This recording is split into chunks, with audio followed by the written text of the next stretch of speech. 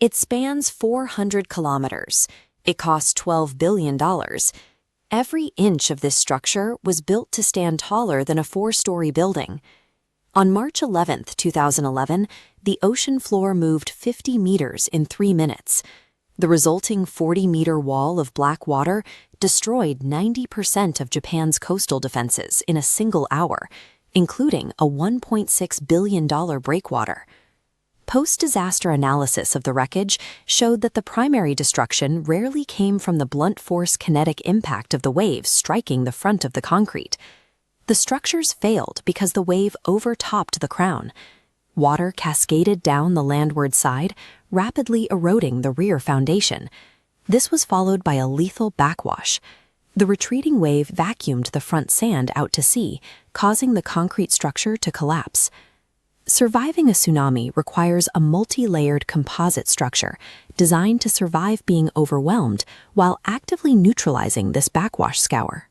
To build this, engineers mapped 400 kilometers of seabed, navigating a mix of dense sand, hard rock, and deep zones of clay so soft it couldn't support a bulldozer. The first defense layer sits 25 meters below sea level.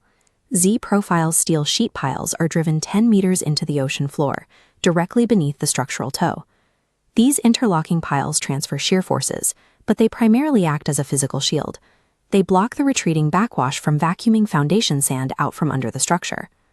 Divers guide 5-ton boulders into position over the piles, followed by the installation of a critical geotextile membrane. This membrane serves as a permanent filter, stopping fine soil particles from migrating into the rubble and bleeding the foundation away into the ocean. The base mound requires a precise 1-in-5 slope angle. Any steeper and the boulders slide, any flatter and the foundation settles unevenly, tilting the wall above. This entire subsurface architecture is a massive anchor designed to lock the soil in place and prevent fluidization during violent wave retreat. Above the seabed, the wall's internal core is built in highly controlled 300mm vertical lifts. Geotextile reinforcement layers are placed between these lifts, functioning like steel rebar to lock the loose material into a cohesive block. Inspectors demand a strict 98% proctor density. If compaction drops to 85%, the weight of the wall will cause the structure to sink 300 millimeters per day. A highly compacted clay core provides internal waterproofing, preventing external ocean water from permeating through the embankment. Inside, a drainage pipe network bleeds off the internal hydrostatic pressure caused by heavy coastal rainfall. These precise density and waterproofing standards prevent the wall from liquefying and collapsing under its own internal water weight. This aerial view shows the final exterior, thousands of 7-ton self-compacting concrete panels installed over the 400-kilometer span. Every panel is locked into the crown wall through steel hairpin bars. This connection ensures the facing isn't ripped off the core by a 30-kilometer-per-hour wave impact. The joints are sealed with rubber water stops that chemically swell when wet. On curved sections of the coast, CNC machined molds ensure these joints remain at a zero-gap fit. The crown wall geometry is engineered exactly 10 degrees from vertical. This specific angle catches overtopping water and throws it violently outward, rather than allowing it to crash directly inward.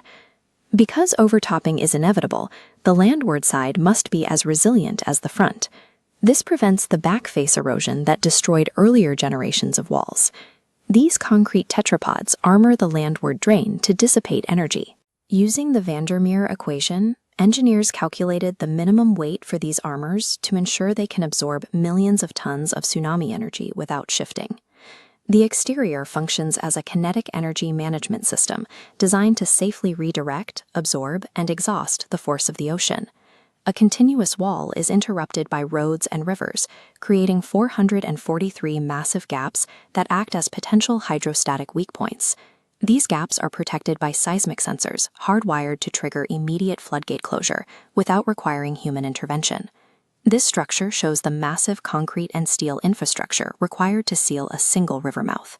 Gravity-fed mechanisms ensure these 50-ton steel curtains deploy in exactly 70 seconds, even if the entire power grid is destroyed by the earthquake. These curtains operate with precise 15-millimeter clearances. If even a 2-millimeter gap remains, tsunami pressure will rapidly expand it into a 20-millimeter rupture, undermining the entire seal. These automated gates ensure that the moment the Earth shakes, every gap in the 400-kilometer line transforms into a continuous, impenetrable barrier. The system faced its ultimate test during a recent 7.4 magnitude earthquake, which fired all sensors and triggered the defensive response. The results were extraordinary. Independent inspectors recorded 0 cracks, 0 shifted tetrapods, and a maximum differential settlement of just 14 millimeters across the entire 400-kilometer structure. This completed section shows how the structural barrier integrates into the existing coastal geography. Achieving this level of continuity required 440 independent contractor teams working simultaneously to meet a single zero-tolerance engineering standard. Effective coastal defense relies on dynamic energy dissipation, precise soil structure consolidation, and scour neutralization from the bedrock up.